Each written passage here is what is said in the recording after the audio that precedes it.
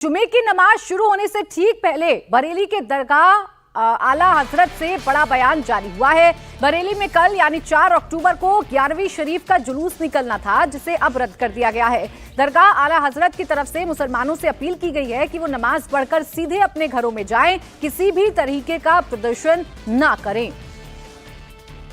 आज जुमे को लेकर दरगाह आला हजरत से एक अहम अपील दरगाह के सजादा नशीन मुफ्ती एहसन रजा खां कादरी एहसन मियां ने जारी की है, जिसमें उन्होंने सभी देश भर के मुसलमानों से अपील की है कि वो लोग अपने वक्तों पर नमाज जुमा की अदा करें।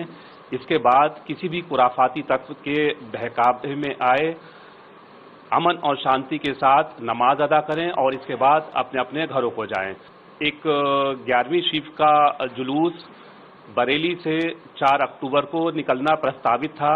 ये जुलूस गौसे पाक की याद में निकाला जाता है, जिसमें लगभग 80 अंजुमनें शिरकत करती हैं। इसको लेकर दरगाह आला हज़रत के सजादा नशीन जो जुलूस के क़यादत करते हैं, इसके अलावा जो अंजुमन निकालती है अंजुमन गौसो ख्वाजा रजा TTS, उसके सदर हाजी शारिक नूरी, इन दोनों लोगों ने फैसला लिया कि ये जुलूस कल नहीं निकाला जाएगा।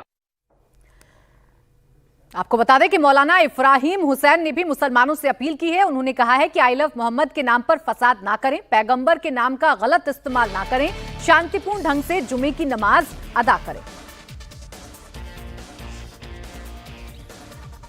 जिस तरीके से अब जुमे की नमाज है, तो हम लोगों से ये भी अपील करते हैं कि शांति व्यवस्था बनाने के लिए प्रशासन का साथ दें, क्योंकि शांति व्यवस्था बनाना सबसे पहला काम है।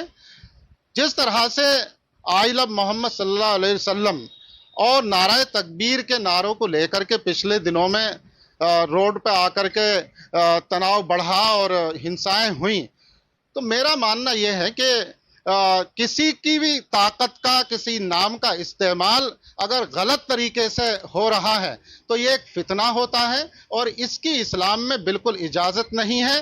ताकत का और नाम का इस्तेमाल सही तरीके पर हो तब वो ठीक होता है। तो यहाँ जिस तरह के हालात पिछले दिनों में बने, तो ये एक फितने की शक्ल ले रहा था, समाज में फसाद फैलने को था। तो शांति व्यवस्था कायम करने के लिए प्रशासन की कार्रवाई ये बेहतर है और हम यही अपील कर रहे हैं कि सभी लोग शासन प्रशासन का शांति व्यवस्था बनाने के लिए सहयोग करें।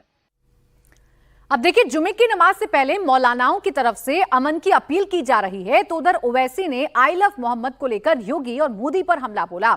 ओवैसी ने कहा कि भारत में आई लव मोदी तो बोल सकते हैं, लेकिन आई लव मोहम्मद बोलने पर पाबंदी है, मुसलमानों पर जुल्म हो रहा है।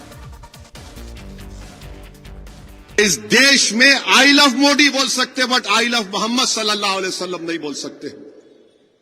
कहां लाके जाएंगे इस मुल्क को आप? आई लव मोदी बोलो, कोई इतराज नहीं, पोस्टर लगाओ, खुश हो जाएंगे। मीडिया के लोग 10 आके बोलेंगे, अब एक 10 बुरखा पोश खवातीन को रखो, एक 3-4 को रखो, दाढ़ी टोपी, देखो ये लोग लेके चल रहे। मगर अगर वही लोग आई लव मोहम्मद सल्लल्लाहु अलैहि वसल्लम बोले, नहीं नहीं नहीं, ये ठीक नहीं। क्या करना चाह रहे आप इस देश का? अगर मैं मुसलमान हूं तो मोहम्मद सल्लल्लाहु अलैहि वसल्लम की वजह से मुसलमान हूं मैं, कुछ है ही नहीं उससे आगे और पीछे, कुछ भी नहीं है। वो बोले जन्नत, मैं बोला है। वो बोले जहन्नम, मैं बोला है। वो बोले कुरान अल्लाह कलाम मुझ पे उतरा, हम बोले आमीन, हम मानते उसको। अब आप बोल रहे ये भी नहीं। क्या करना चाहते आप? 17 करोड़ की जनता भारत में रहती है जो मुल्क की आजादी में हिस्सा लिए थे। ये यकीनन हम बोलेंगे कि तशद्दुद नहीं होना चाहिए, वायलेंस के हम कंडेम करते, मगर आपका प्रधानमंत्री आपका पोस्टर लगाएंगे तो खुश, और मैं अपने नबी का, रसूल का पोस्टर लगाऊंगा तो क्या कर रहे? वीडियोज आ रहे हैं कि पुलिस लाठीचार्ज करी, तो ये कैसे दुकान वाले हैं जो पुलिस वालों पर फूल बरसा